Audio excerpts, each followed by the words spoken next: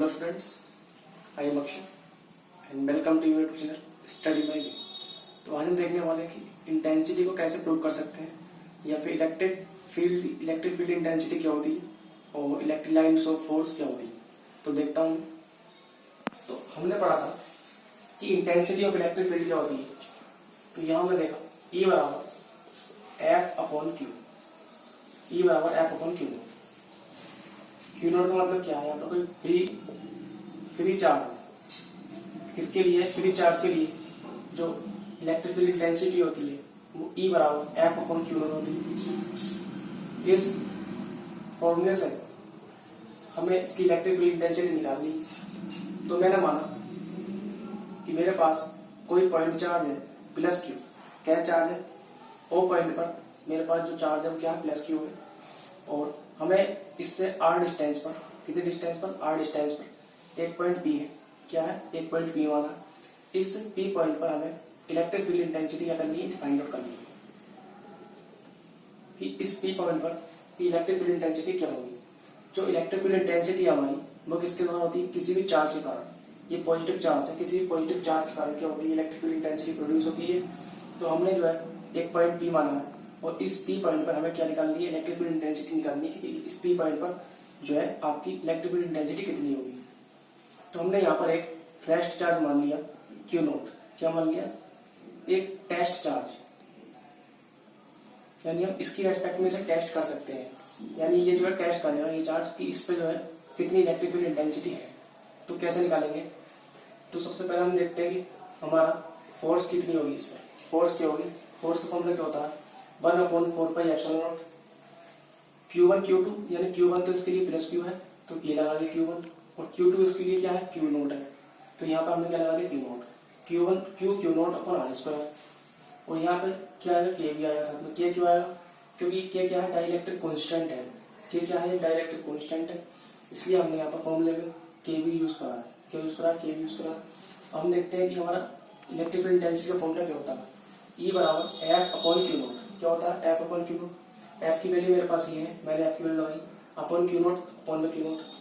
Q note से Q note cancel हो गया यहाँ पर। इसके बाद हमारा क्या बचा? 1/4πε0 क्यू अपॉन आर स्क्वायर। और के की वैल्यू क्या होती है? के की वैल्यू जो है 1 होती है फॉर वैक्यूम और एयर। अगर कोई भी मीडियम एयर में ले लें या वैक्यूम ले लें तो वहाँ के की वैल्यू क्या होती है? 1 होती है। ये क्या होता है? डाइलेक्ट्रिक कांस्टेंट होता है। तो यहाँ हमने के की वैल्यू 1 लगा दी, तो इसलिए ई की वैल्यू यहाँ पर क्या आ गई?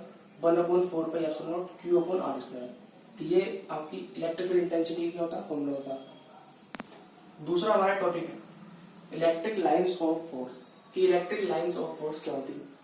कोई भी अगर चार्ज है, पॉजिटिव चार्ज या निगेटिव चार्ज है, कोई भी पॉजिटिव या निगेटिव चार्ज है तो उसके द्वारा इलेक्ट्रिक फील्ड प्रोड्यूस होती है किसी भी एरिया में। उनके द्वारा क्या होती है? कोई इलेक्ट्रिक फील्ड क्या होती है? प्रोड्यूस होती है। तो इलेक्ट्रिक फील्ड जो प्रोड्यूस होती है वो इलेक्ट्रिक लाइन ऑफ फोर्स के द्वारा ही होती है। किसके द्वारा होती है? Electric line of force. अगर हमें इलेक्ट्रिक लाइन ऑफ फोर्स नहीं होगी तो इलेक्ट्रिक फील्ड उसमें प्रोड्यूस नहीं होती। अगर मैं देखूं, अगर मैं पॉजिटिव चार्ज की बात करता हूँ तो पॉजिटिव चार्ज में जो इलेक्ट्रिक लाइन्स ऑफ फोर्स की डायरेक्शन होती है तो वो कैसी होती है? वो चार्ज की क्या होती है? अपोजिट होती है। कैसी होती है? चार्ज के अपोजिट। यहाँ डायग्राम में दे सकते हैं कि ये मेरा पॉजिटिव चार्ज है तो इसकी ये जो है हमारी इलेक्ट्रिक लाइन ऑफ फोर्स है। इलेक्ट्रिक लाइन ऑफ फोर्स को इसमें शो करा है। तो ये इलेक्ट्रिक लाइन ऑफ फोर्स है, तो एरो है बाहर की तरफ है। कैसे एरो है? बाहर की तरफ है। इसका मतलब क्या है कि जो इलेक्ट्रिक लाइन ऑफ फोर्स है वो पॉजिटिव चार्ज में क्या है? अपोजिट है। ऐसे अगर मैं निगेटिव चार्ज की बात करता हूँ तो निगेटिव चार्ज में अगर देखूँ एरो जो है अंदर की तरफ है, यानी निगेटिव चार्ज की तरफ जा रहे हैं। इसका मतलब क्या है कि निगेटिव चार्ज जो है जो इलेक्ट्रिक लाइन ऑफ फोर्स है उनको क्या करेगा? अट्रैक्ट करेगा। यानी ये कैसी होंगी? अंदर की तरफ होंगी। अगर मैं बात करूँ तो एक पॉजिटिव और एक निगेटिव की, ये तो सिंगल की बात करी मैंने, पॉजिटिव की और निगेटिव की। अगर दोनों साथ में होते हैं तो इनकी डायरेक्शन क्या होगी? तो हमेशा हमें याद रखना है कि पॉजिटिव चार्ज से निगेटिव चार्ज की तरफ क्या होगी? इसकी डायरेक्शन होगी। हमेशा कैसी होगी? पॉजिटिव से निगेटिव की तरफ होगी इलेक्ट्रिक लाइन ऑफ फोर्स की डायरेक्शन। इसके कुछ हम देख सकते हैं कैरेक्टरिस्टिक क्या है।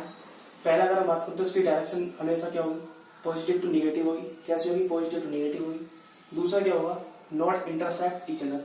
ये कभी भी एक दूसरे को इंटरसेक्ट नहीं करेंगी। यानी कि इसका मतलब क्या है?